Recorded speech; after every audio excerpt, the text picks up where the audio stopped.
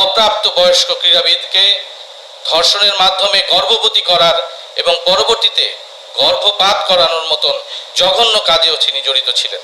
বাংলাদেশের জুজুৎসু অ্যাসোসিয়েশনের যে সাধারণ সম্পাদক রফিকুল ইসলাম ওরফে নিউটনকে এবং তার সহযোগী একজন নারী ক্রীড়াবিদকে আমরা গ্রেফতার করি।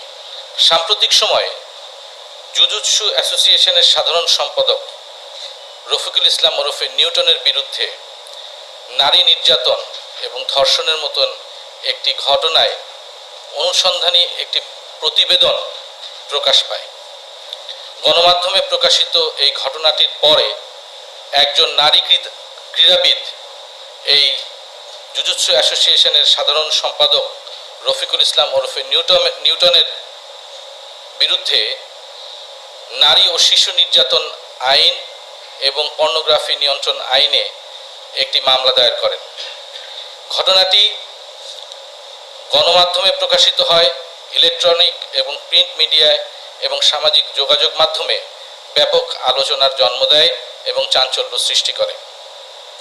Rapid action battalion RAB forces এই ঘটনার সাথে সম্পৃক্ত যে দুজন আসামি আছেন তাদেরকে ধরবার জন্য ব্যাপক নজরদারি বৃদ্ধি করে এবং এরই ধারাবাহিকতায় গতকাল র্যাব 12-র একটি আভিযানিক দল এবং র্যাব সদর দপ্তরের গোয়েন্দা শাখা সম্মিলিতভাবে ঢাকার মিরপুর এবং শাহআলী থানা হতে বাংলাদেশের জুজুৎসু অ্যাসোসিয়েশনের যে সাধারণ সম্পাদক রফিকুল ইসলাম ওরফে নিউটনকে এবং তার সহযোগী একজন নারী ক্রীড়াবিদকে আমরা গ্রেফতার করি।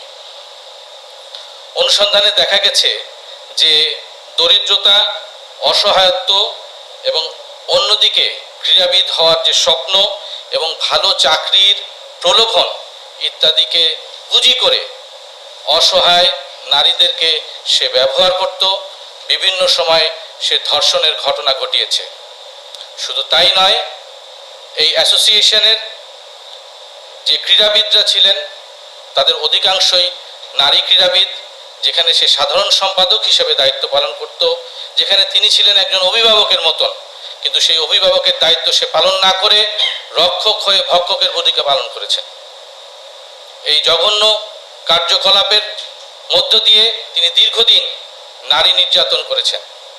শুধু তাই নয়, ক্রীড়াবিদরা যখন অনুশীলনের পূর্বে তাদের চেঞ্জিং রুম অর্থাৎ পোশাক পরিবর্তনের রুমে গমন করতেন, তখন এই ঘৃণিত ব্যক্তি তাদের বিভিন্ন ছবি, নগ্ন ছবি তিনি মোবাইলে সংরক্ষণ করতেন এবং পরবর্তীতে এই ছবিগুলো দেখিয়ে তাদেরকে ব্ল্যাকমেইল করে একাধিকবার ধর্ষণের ঘটনা ঘটিয়েছেন তিনি।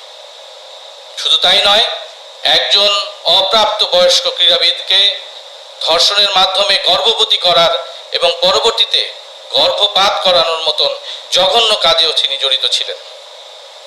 আমরা দ্রুততম সময়ের মধ্যে এই অপরাধীকে গ্রেফতার করেছি এবং এই অপরাধীকে গ্রেফতারের সময় দেখা গেছে সে অত্যন্ত ধূর্ত প্রকৃতির একজন ব্যক্তি, যে বিভিন্ন সময়ে বিভিন্ন ছলচাতুরির মাধ্যমে আমাদের চোখকে ফাঁকি দিয়ে বিভিন্ন জায়গায় আত্মগোপন করেছিল।